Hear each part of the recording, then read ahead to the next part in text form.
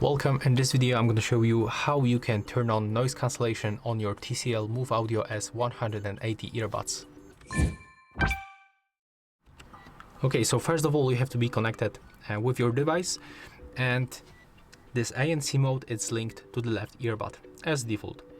And I'm going to put the right one to my ear to be sure that I just switch these modes, because there's also the notification sound when we switch between the noise cancellation, the transparency mode, and when we turn off the ANC. So the method to switch these modes, we have to just click and hold for 3 seconds this touch control panel until we hear notification in our earbud. Okay, I just right now turn on the ANC mode, so let's switch for the transparency.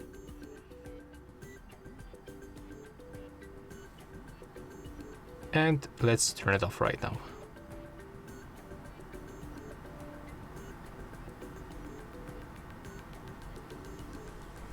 Okay, let's try one more time because right now it is not working. Okay, and right now I just switched. So basically we have to hold below this indicator because I was holding my finger too high. You can just click and hold in this place and you will easily switch between the modes.